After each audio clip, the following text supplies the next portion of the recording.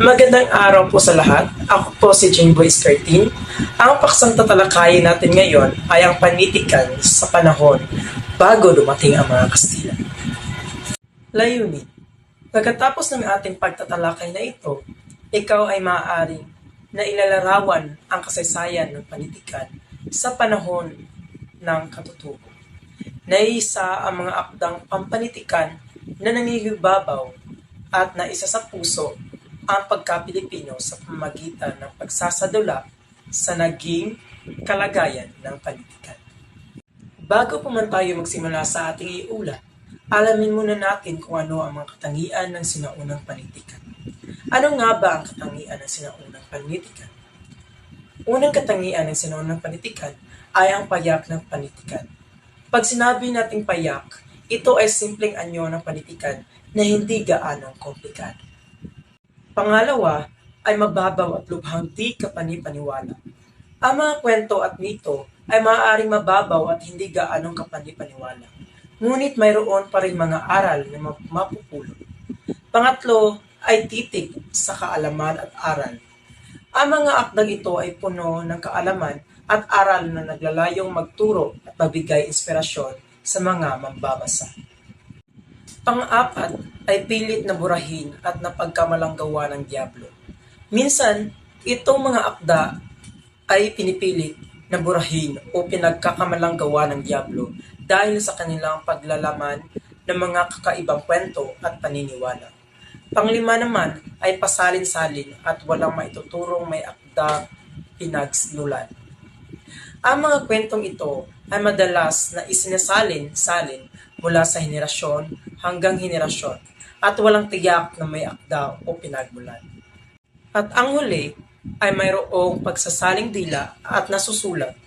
Ang sinaunang panitikan ay naglalaman ng mga kwento at mito na isinasalin sa pamamagitan ng dila at sulat para maipasa ang mga kwento sa susunod na henerasyon.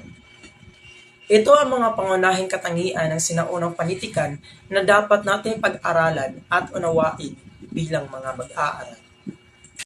Dumako naman tayo sa ating mga ninuno. Una ang Negreto. Ito ay maliit na tao na itim, kauna-unahang ninuno, walang permanenteng tirahan, awitin at pamahiin lamang ang mayroon. Ikalawa ang Indines. Kauna-unahang nandayuhan sa kapuluan, mayroon silang mga permanenteng tahanan, mayroong alamat, ipiko, pamahiin, at kwentong bayan. Unang pangkat, matataas, maputi ang balat, malapad ang noo, matatangos ang ilong, at manipis ang labi. Ikalawang pangkat ng Indines, ito ay pandak at maitim sila. Malalaki ang ilong, makapal ang labi at malaki ang panga. Malay. Sinasabing mas matalino kaysa sa naunang mga ninuno. Ang kanilang tirahan ay mas maganda at matibay ng kagamitan. Katamtamang tangos ng ilong, maitim ng mga mata, unat na buhok, kayumangging balat, at may katamtamang tangkad. Unang pangkat ng Malay ay naging ninuno ng Banto, Igorot at Tenggulanes. May pananampalatayang pagano at awiting panrelihiyon. Ikalawang pangkat ng Malay ay sila ang may dala ng mga sumusunod. Wika, alpabetong alibata, alamat, kwentong bayan, karunungang bayan, at sistemang pamahalaan. At ikatlong pangkat ng Malay ay ninuno ng mga Muslim sa Mindanao. May dala rin sila mga epiko, kwentong bayan, alamat at pananampalatayang Muslim. Insect. Malaking ambag sa mga salitang hiram ng mga Filipino. Ang pagiging mahigpit na pagkakatali ng pamilya, magalang, pagkamatipid, masinop ang isa sa kanilang impluwensya. Unang pangkat ng insect ay galing sa Fukinsina na tinawag ng mga manggugusi. Ikalawang pangkat ng insect ay nagmula sa Meitsina at sila ang nag-uugat ang alae ng mga taga-Batangas. Bombay.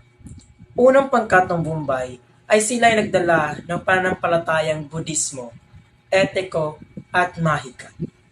Ikalawang pangkat ng Bombay ay nagdala ng pananampalatayang Brahmanistiko at panitikang epiko, awiting bayan at leriko. Pumunta naman tayo sa Arabi at Persiano. Arabi at Persiano, hatid nila ang impluwensyang pampanitikan gaya ng mga epiko, dula, alamat at kwentong bayan. Dumating sila sa bansa upang mangalakal at magpalaganap ng paniniwalang Islam sa paraang sultanato. Mga lumaganap na genre ng panitikan. Una ay ang alamat. Ang layunin nito ay manlilibang.